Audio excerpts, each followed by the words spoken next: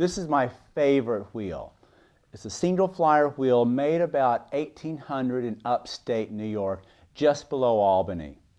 We've seen several wheels made just like this, as well as a yarn winder in the same soft blue paint. So there was obviously some sort of craft workshop up there that was turning out many of these that even made their way down into Pennsylvania. The first thing you notice is how vertical the wheel is. The flyer mechanism is directly above the wheel. What this means is you have a very balanced wheel, a wheel that is easy to move from one place to the other because all you have to do is simply lift up the wooden post with one hand, and you can take the wheel into the village for a spinning bee, or in my situation, you can carry the spinning wheel in one hand and the stretching board in another as you're setting up and breaking down a flat show. This is quite a bit different from the traditional platform type of wheel. This is the traditional type of spinning wheel that most people think of when they think of spinning. It is a platform wheel. It has a solid wooden base with the wheel itself located at one end and the flyer mechanism with its attendant parts, which is called the mother of all, at the other end. Now, this is an off-balanced wheel because the wheel has most of the weight. This upper end is considerably lighter. So when you lift this wheel, you have to lift the wheel with both hands. It's awkward to move around. It's something you just want to sit in one room. Now, typically, spinning was done in the wintertime after the outdoor chores were done. So the wheels were often stored in the attic, where they were also storing the bundles of flat strips, and they would bring everything down to set up by the fireplace in the wintertime. Let's look at this wheel, the parlor wheel, from bottom to top. What you'll see first is a wooden treadle at the very bottom of the wheel. This is a significant difference and an improvement over the earlier Sleeping Beauty type of medieval wheel. With the introduction of the foot pedal, it's actually the foot that turns the wheel, freeing both hands to work with the twisting of the fibers into the thread.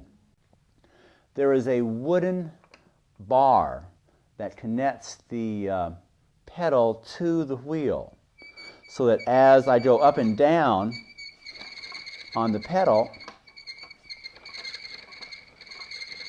the blue wheel itself turns round and round. There is a drive band that goes from the wheel up to the flyer mechanism. It may look as though the drive band is two separate threads, but it's not. And the way you can tell is what's happening right here in front. There is a cross or an X. This is actually a single drive band that connects both the flyer groove and the bobbin groove.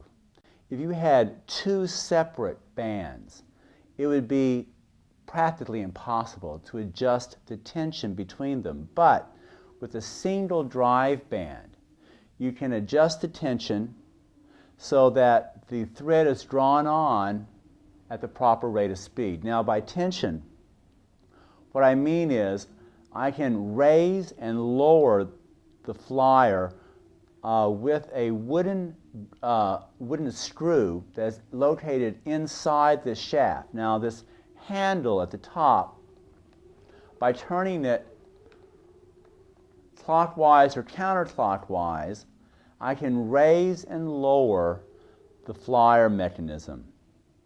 As the flyer mechanism is raised, I'm increasing the tension. And again, by tension, what I'm talking about is the rate or the speed at which the thread is drawn onto the bobbin.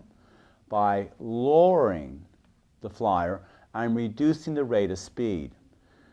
Too slow a rate and the thread either will not be drawn on at all, or it will be over twisted and break. Too much tension and the thread will simply be drawn out of my hands. It will break and will wrap around the bobbin. So I have to find the medium between too slow and too fast at which this wheel will operate. Now I want you to notice that my flyer mechanism, the whirl, only has one groove. There is not the choice, the option of a slower or faster rate of speed on the whirl. There's simply one gear on this wheel. And you can see how dramatically narrower the groove is on the bobbin. Again, that changes or actually adjusts the rate of speed at which the bobbin stores the thread. Now, there is an attachment on the side that swings around. This holds the distaff.